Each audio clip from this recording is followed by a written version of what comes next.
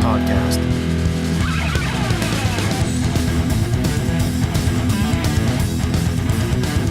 Hello, welcome to the Brew Games Podcast, episode 10. Porter, but I barely know her.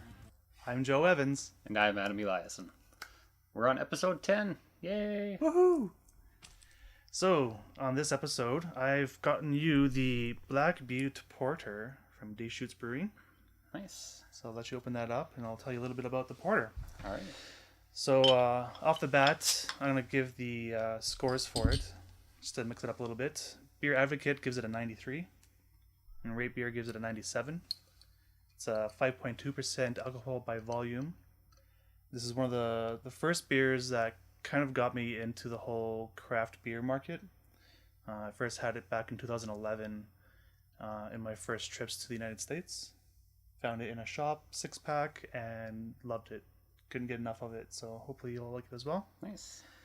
It's their flagship brand, their first and flagship brand. So one of their first beers that they started their brewery with. It's I do believe I've had this before. Okay. At BSB's. Okay. And I really should sign up for Untapped, where you review the beer, because I don't remember. You don't remember how it tasted, so. And that happens with a lot of beer that I know I've tried, but I don't remember. Yeah. So I really should, so I could look up what I thought of it. But it's basically like I'm trying it for the first time, because I don't remember how it was. That's good. So for malts, it's got the pale, the carapils, chocolate, crystal, and wheat. For hops, it has a Cascade, Bravo, and Tettnang. And history of the brewery started as a small brew pub by Gary Fish in 1988 in downtown Bend, Oregon. They sold 310 barrels in its first year, and by 1992, sales were up to 3,954 barrels. So it did pretty good for itself in a short little time. And unable to keep up with demand, they extended to a 16,000 square foot production brewery in 1993. So their little brew pub just couldn't sustain how much demand they had for their beers, so made this huge mega brewery. And in 2012, they expanded the facility by an additional 6,750 square feet and installed new equipment such as a water reuse system and a carbon dioxide capture system to help prevent waste going into the city's sewer system. Nice. Yeah, so they've become one of the more greener breweries, especially in North America. So Right on. yeah.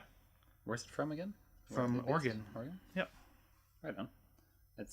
I do like it. I do think I remember it now because it's very chocolatey. Yeah. It's very chocolatey, and I do like chocolate and chocolatey porters. So it is very good. Yeah. Very nice aroma to it. It's you smell it, and all you want to do is like get it in your mouth, because yeah. I really enjoy this. Yeah, I highly recommend it. I think it deserves probably an even higher rating than it got. But On Beer Advocate? I see why this Rate got Beer? you into the craft brewing market. So. Yeah. Excellent. Yeah. Bit of a short review, short and sweet. Yeah. But Well, if it's a really good beer, there's not much to say about it. Just get out there and get it in your mouth. yeah, go buy it. Yep. Highly recommend it. Awesome. The beer I got for you is the Sofie by Goose Island. I haven't had this before. In fact, I just picked it up on the way here. Okay. And then did a little research that I'll tell you about. Quite the bottle. Yeah, it's 750 ml. I hadn't seen it before, so I thought it looked quite neat. It's a Belgian-style farmhouse ale. It develops in the bottle for up to 5 years because it contains live yeast, which means you'll get some sediment to it. So I'll have to be careful pouring it then. I guess. Unless I want that yummy, yummy yeast. Chewy, yeah, lovely. It's got a cap, but doesn't have much of a lip to get around to get into it. We might need a different bottle opener, I think. Okay, I can go grab one. Here you Oh, let me get it. Go ahead, talk about the thing. go. Okay. It's a mix of 80% Belgian-style ale and 20% Belgian-style ale that's been aged in wine barrels with orange peel. There we go. So I guess this brewery does age a lot of their stuff in various barrels, wine or bourbon. Okay. The brewery started in 1988 in Chicago as a brew pub named Clybourne. John Hall toured Europe before this and thought America needs brew pubs and beer like this. So he quit his 20-year career and opened up a brew pub, which eventually became Goose Island. It upgraded to a bigger brewery in 1995. Couldn't keep up with demand, much like the Deschutes, and opened a second brew pub named Wrigleyville, also in Chicago. It was opened in 1999. And then just a few years ago in 2011, it was bought by Anheuser-Busch. Of course. Like all craft breweries. Yeah. Fun fact, they also have a craft soda line. Which I don't think I've seen before either. But It's got a very interesting color. A little bit more cloudy than another beer we had that we hated.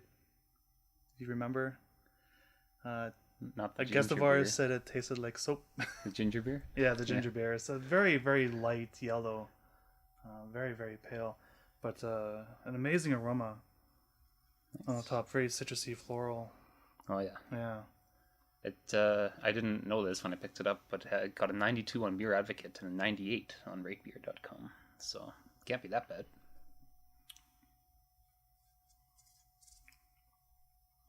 Oh. It's very, very good. It's almost like a champagne beer.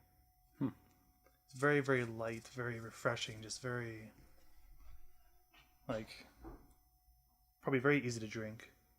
Not probably very easy to drink. It is very easy to drink, I should say. Right on. Yeah, very, very good. Very unexpected. But given the way it tastes and the kind of bottle it comes in, saying it's like champagne. It looks like a champagne bottle, right? It's a very fitting bottle for the style of beer it is. And that it kind of like stuck out because it's very like bland labeling, very. It's a big bottle, so on the shelf it really sticks out. That's what made me. A nice little sweetness to it too. So, I think if you know someone who doesn't like beer because it's so bitter or whatever, they just don't like the taste of beer. They like something a little bit more sweet, like a white wine or a champagne, Or shandy. Or a shandy even. Yeah, shandy's a good example. Yeah, this would be a great one to have them try out, get them kind of foot in the door and see how they think of it. Nice. Yeah, it's very, very nice. Because it doesn't look like a starter kind of beer.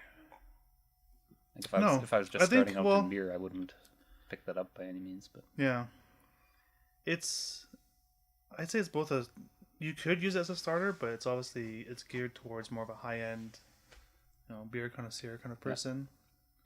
But that beer connoisseur could definitely use that, especially the bottle and everything, to convince people to kind of step into the beer world.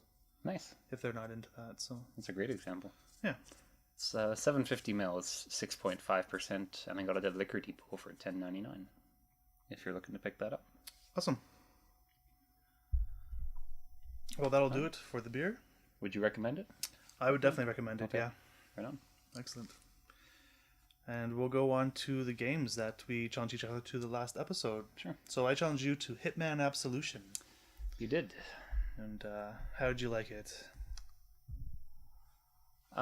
First of all, I'm not a big fan of the Hitman games in general. I just bring up my notes here. First of all, before that even, I'm going to say a bit about the game because I always seem to forget this part for people who may not know about the game. Hitman, you play as Agent 47, who you play in all the other Hitman series games. You're an assassin given various targets, and you get to choose the way you want to take them out, whether it's poisoning them or from afar with a sniper rifle or however you want to do it. So it's like your choice, and you want to sneak around when doing this. It's not really a guns blazing type game. Right. And so you'd think I'd love it because I like sneaking around. I like sneaking around in Dishonored. Yeah, so your last game, Dishonored, you managed to beat the game, and you managed to be undetected the entire game. Yeah. And almost didn't kill anybody. Except for the two people that you misjudged the depth of the ledge that you dumped them off of. They dumped their unconscious corpses off of, and then they died because of that. But that's neither here nor there. Even Far Cry, like when I take over the bases, I like to be undetected and So you'd think I would love this kind of game, and I don't. No? And I don't know why. I don't know if it's because it's just not executed as well, which I don't think it is, because it is. They're not bad games by any means, or just because you're being forced to be stealthy. Like in Far Cry, you're not being forced to be stealthy. In Dishonored, you're not forced to be stealthy. Yeah. So if you do get like kind of detected, you can have the means to take out the people anyways. Whereas, Yeah, especially in I Far remember Cry. in Hitman, in the first or second game, if you got detected, it was pretty much your game over. Yeah. Like you're gonna die. There's Yeah, no way to you're get not. away. Yeah, you're not fighting your way out, and it's pretty similar with this. You'll see me die a few times, Okay. but tiny little bit more about the story, and then I'll get into what my thoughts about the game. You're at the very start of the game, your handler, like you're an assassin with an agency. It's called the Agency, and Very creative. yeah, your handler goes or like betrays the agency, I guess. So it goes rogue. And so your very first training mission is to go kill her. Okay. And so you go to do that, and then she kind of explains why she did it very briefly, and gives you this little girl to take care of, basically. Okay. And so like, the game title is Hitman Absolution. I haven't beaten it yet, but I'm guessing it's because like you're absolving all the past sins you've done by saving this little girl, because the whole game is about saving this little girl. So you you leave the agency as well to save this little girl. Okay. But enough about that. You can play the game if you want to learn more. Yeah, you're given targets to assassinate, and I think I didn't like the other ones because on top of assassinating the target, they give you these dumb stipulations that are just added in my mind just to make the game harder, More or difficult. longer. Yeah. Like To you give it can't- more substance, right? Yeah, It's like byproduct filler to make you feel like you're actually full, but you're not. yeah, Yeah. Exactly. And I didn't like those at all because like I'd have my target lined up with a sniper rifle and I couldn't kill him for some stupid reason, like one or another. Like it just wouldn't let you shoot, or if you did shoot, it's like you just If you the did bullet would shoot, miss and you'd run away or something. no, if you did shoot, he would die, but you'd fail the mission Okay. because you didn't do it in the A way you were certain supposed order. Okay. to. And so That's kind of frustrating. it is. And it's because of that I never really got into the Hitman series. This one doesn't seem to suffer from that so Okay. much. But you seem to get to your targets very quickly. Like you'll start your mission, and you can be at your target within 30 seconds even. Okay. And then if you really wanted to, you could just pull out your pistol and shoot him and try to fight your way out. Right. But after shooting him, you have like half an hour of like different sections of running away from the cops or avoiding the cops or everyone else. So it's like 30 seconds of fun and Okay. 30 minutes of Tedious work. yeah. Okay. But things I did like. Really good graphics. It's a fairly new game, so to be expected. And Yep. It's a fairly big budget. There's a score counter that goes up or down based on how well you do. And it also shows you the scores of your Steam friends, Okay. like in game, so you can see like compare yourself against them right away. And I thought that was kind of cool. Yeah. And yeah, I haven't beaten it yet, so I don't have too much more to say. Yeah. Okay. They have a lot of weird achievements where it's like you have to use or find all the disguises, but then there's also an achievement to use no disguises. So it's kind of So you have to like you gotta just play keep it through playing it twice. over and over and Yeah. over. And They're trying to create replay value, but in the wrong way. yeah. Yeah. But I didn't think I would say this about the other Hitman games, but I think I probably will go back and beat this. Not just because I'm trying to beat all the games I've been challenged to in Brew Games, but So even with the tedious work in there, the fun portions are fun enough to keep going. It is still fun enough, yeah. Awesome. If you're a fan of the Hitman series, you'll love this game for sure. And if you're not, do you think people should still give it a try? If it's on sale. Yeah. So what's the price value that we usually put on games like this? $10? Is that too high? $7.50. $7.50? Not that's a big difference, I know, but I don't think I would pay $10 for this game. if I saw it for $7.50, I probably would. And I can't explain why. I don't know. Yeah. It's almost a $10 game, but not quite. So Yeah. if you see it under $10, pick it up, give it a try. Yeah. Okay. Yeah. So let's get on to your game. I challenge you to Goat Simulator. Yes, Goat Simulator. So this game, it's a very interesting game. It's a blend of the Tony Hawk kind of genre, where you're trying to like rack up combo points of doing different things. It's a sandbox game, definitely. Well, in a way, the levels you can explore anywhere in them, but they're still kind of small. So it's a little bit sandboxy, but not quite. It's a little bit like Burnout, Okay. where Yeah. like your purpose in Burnout is to like cause destruction, right? Especially in the destruction modes. Like there's the modes in Burnout where like you crash your car and then you just try and keep that combo going of smashing into things and other things smashing into you, building that combo up. So this game felt like it was like those kind of three things kind of molded together, and they had a couple like missions or like events you could do. One of them was a bicycle race. So there's like this like hologram of a bicycle like floating in the section of the road, and I go to it, and then it's like, do you want to start this mission? So I say okay. And all of a sudden, my goat has someone like halfway through my body like trying to sit on me, but like they were too lazy to like have them actually sit on me, so it's like they're just like conjoined with my torso. So it kind of looks like they're sitting on me, but they're all ragdoll-y, and so like I'm running with them, and they're just like flopping around. Oh, so you're the bicycle. So I'm the goat still, and then there's a bicycle in front of me, so I have to go up to the bicycle, and then I have to I think it's hold R, and then you just jump on top of the bicycle, like you're just standing on top of the bicycle, like you're not on the pedals or anything like that. You're just like a goat that's on top of a rock. You're on top of this bicycle, and then you get to control the bicycle. So when you start going forward, because of the weight of both yourself and this human that just got attached to your torso, you start to like go left and right, and so it's like a balancing game, trying to keep the bike balanced, and that was fine. But then trying to like, all of a sudden you have to like turn a corner. Well, when you're balancing, you just go left and right. So like I was trying to figure out how to turn as well, and I gave up. I was like, this is stupid. Like this is not interesting. I just want to like do other stuff, right? And then like so that level there was also like a little amusement park, and so I go on like the big Ferris wheel, and then I fall off and crash to the ground, stand back up, and start headbutting people, and just, they're screaming, and then they all of a sudden they stop screaming after like 10 seconds and go back to what they were doing, till I come by and headbutt them again. Like they all freak out. I tried to go on the roller coaster, but I couldn't figure out how to stay in the roller coaster because it does like loop-de-loops and stuff. Okay. But I couldn't find a way to like secure myself in it, so I never got to do the actual roller coaster. And I don't know if this is a spoiler or not, but on that level there's a really tall skyscraper, and you'll see in the footage that I find a way, like when you go in water, you automatically go limp, but then you can like jump. And then you can like kind of skip on the water, and it's kind of like bunny hopping. You get faster and faster and faster. Yeah. As you're like timing it right on the water to like just keep going faster and further. Yeah.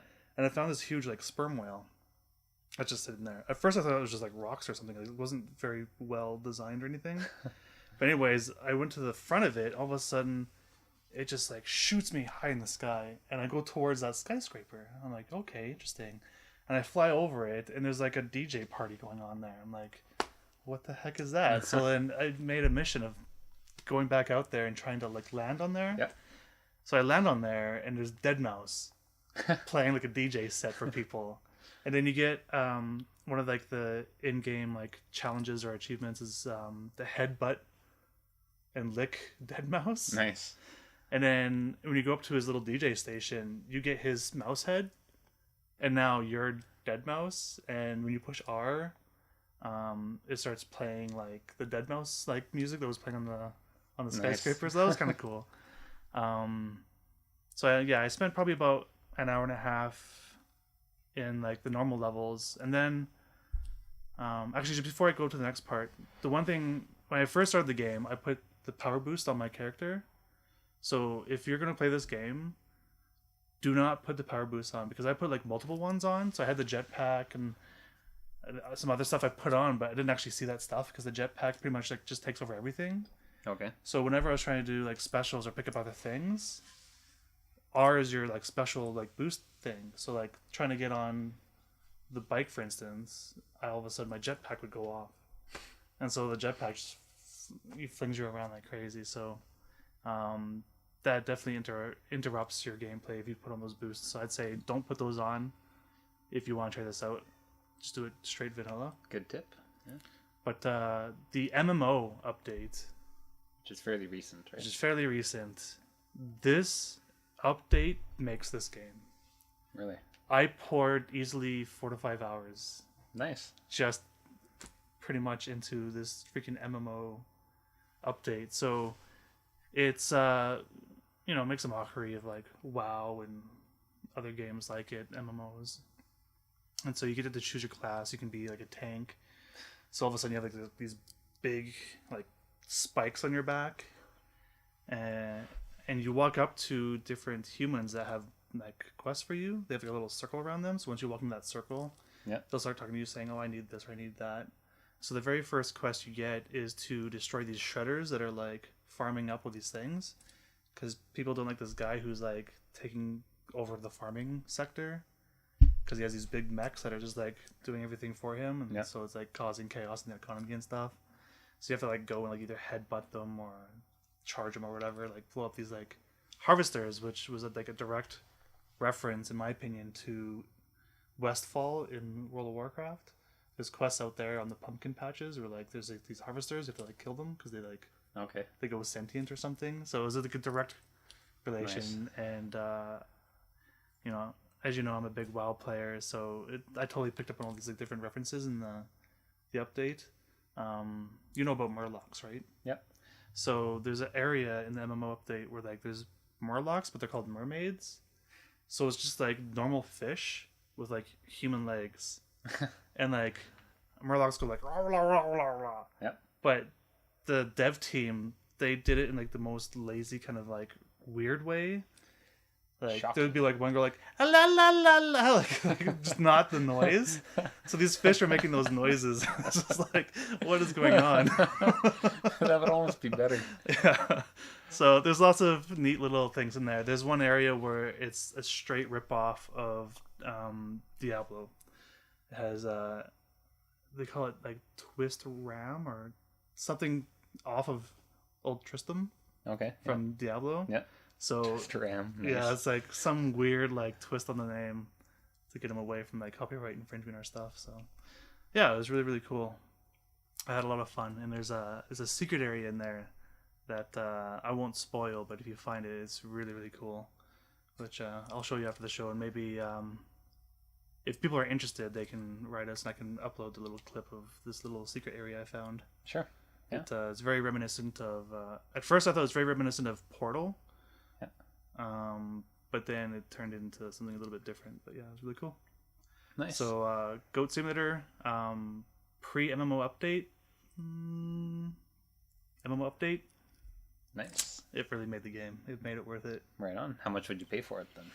I'd easily drop like $10-15 on the game. Okay. Isn't it like 15 regular? I think so, yeah. So like if it's 15 regular, then it's definitely worth the $15 in my opinion. There you go. Full price. A solid like 5-hour gaming session. I couldn't stop. So nice. It was definitely worth the $15. I'll have to give this a try then, because I also own it, but I haven't played it. Awesome. So then we'll go into our challenges. Sure. So I'm going to challenge you to Fez. Okay. So this is a game that if you followed the indie scene the last 4 or 5 years, a lot of drama around the guy who was creating Fez. There's actually a documentary about indie startups like Fez, Super Meat Boy, and I think another game. But the guy he's kind of a weird guy. He kind of creates drama for himself. Okay.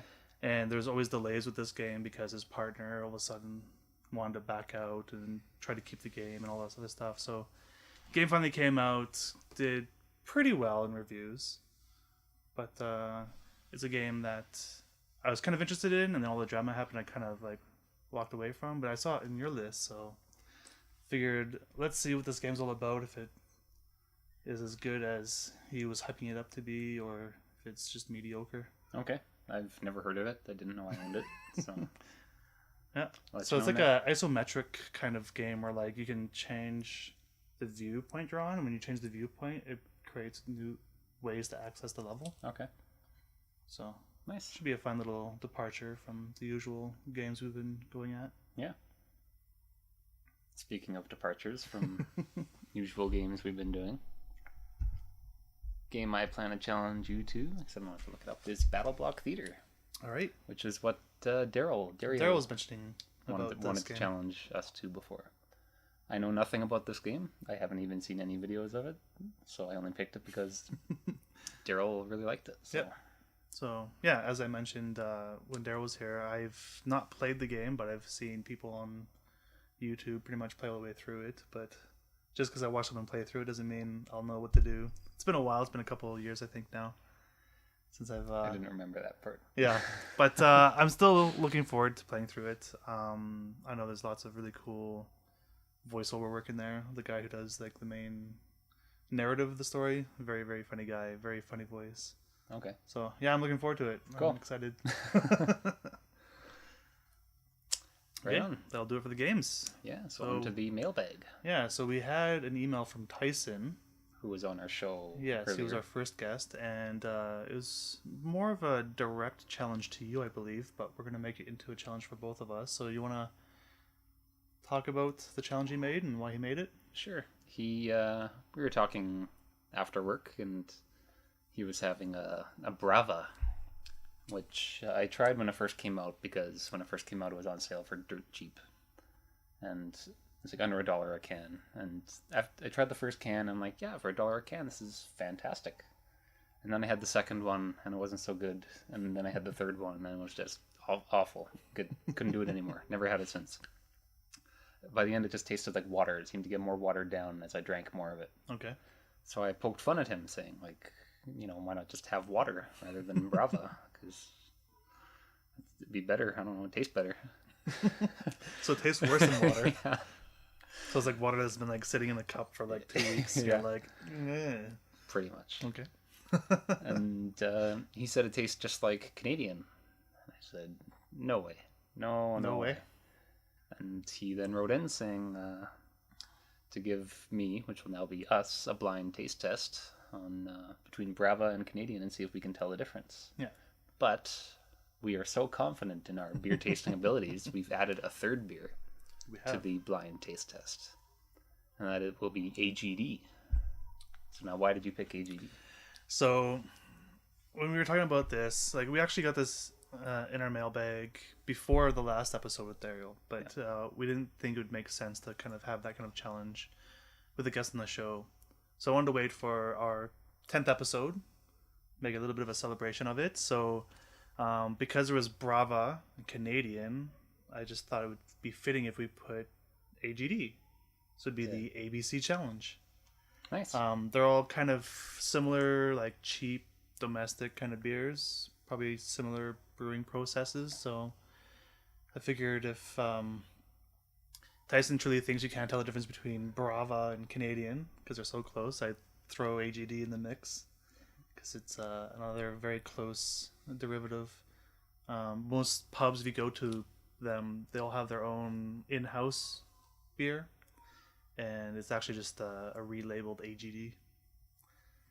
And nice. Some people think it's as good as Canadian, so we'll figure out if we can tell the difference between the AGD, the Alberta Genuine Draft, the Brava, and the Canadian. So we're going to do that. We don't have time to do that in the episodes. We'll do that after the episode. Yeah, so if you've made it to the end of previous episodes, we have little bloopers that we like to put at the end. This time we're going to put the ABC challenge At the very end. Yeah. So stay tuned for that. Yeah. And that was it for mailbag, I believe. Yeah.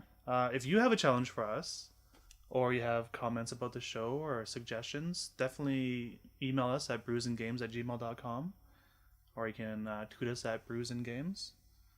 I'm at J Evans on Twitter. I'm at Alpha Drake. We also have a website, brewgames.org, and we'll look forward to seeing you guys on the next episode. All right, sounds good. All right. Cheers. Cheers.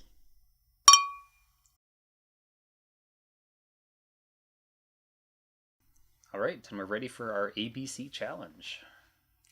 Special guest, our camera woman. Hello.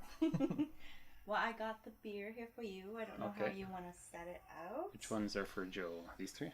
A sec. The 3 for Joe. This for you. I'm sure they go either way, right? They should be all the same. Okay. Yeah. Unless you poisoned one. Brew Games turns to soap opera. Enjoy, fella. Thank you. So, as we mentioned in episode 10, this is the ABC challenge. We have AGD in one of these glasses. We have Brava in one of these glasses, and Canadian.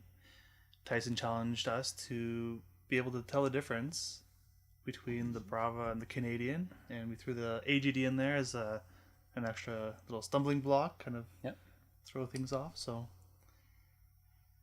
shall we start off? So, what we're going to do is we're going to have in front of us, we don't know which or which. On the bottom is the A, B, or C. A for AGD, Yeah, B for Brava, C for Canadian. And then So we don't know which cup is which. We don't know which one is in which. And we didn't pour them, so there's not even a way to... so Monique poured it for us. And we're going to line them up in A, B, C order of what we think is the actual ABC. Sure. So should we get into it? Sure. Before you drink, okay, make sure you don't see the writing on the bottom when you if you finish it and see through the cup or anything. Good point. So I guess as we're drinking it, we'll have to cover it up. So we'll lift it up. You guys should be able to see underneath just before we put our hand over. Yeah, because we can lift it up and not see through the beer. So. Yeah, exactly. So we'll make this work. We'll make it work. Okay. So here we go. All right. So our beers aren't even in the same order, so we can't influence each other that way. Yeah. But we also can't say, oh, I think this one's AGD, and you say, oh, no, I think this one's Canadian. We're just gonna... We don't know. And they all have almost the exact same color. So can't even tell that way. Let's find out.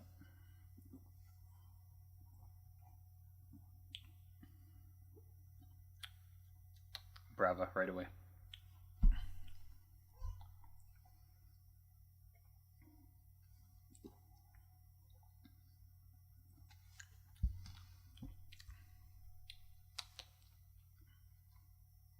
I think this one's AGD. It's like Canadian but skunkier.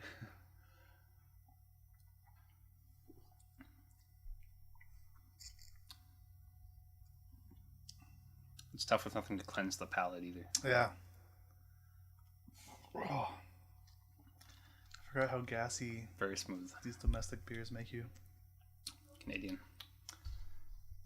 I think the first one I had was Brava. I think the second one was AGD. I think the third was Canadian. I'll take second sips, but I don't think I need them. Yeah? Yeah. You're that confident? I am that confident. Screw you, Tyson. As long as I'm right. If not, we'll edit it out so I am right.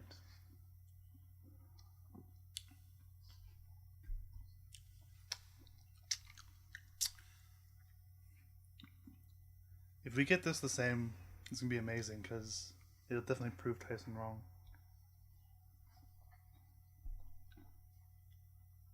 It's just like water. I guess I shouldn't say that to influence your decision. It's not like water. It's like beer. I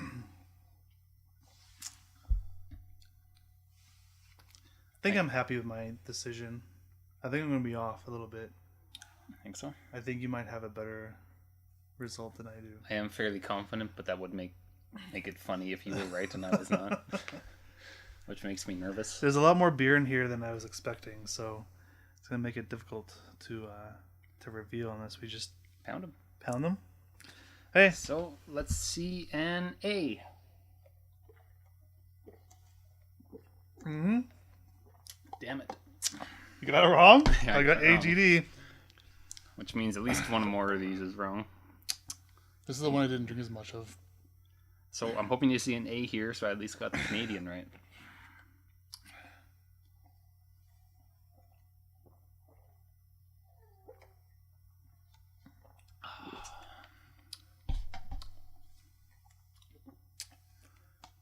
That was the Canadian. I got it wrong. I thought that was the Brava? Yeah. What was it? AGD? Canadian. Canadian? We both thought the Bravo was the Canadian. Yeah. Ouch. Which means that I thought the Canadian was Brava.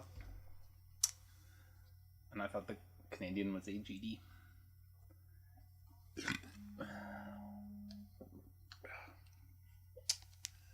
B. Or I thought the AGD was Canadian. Sorry.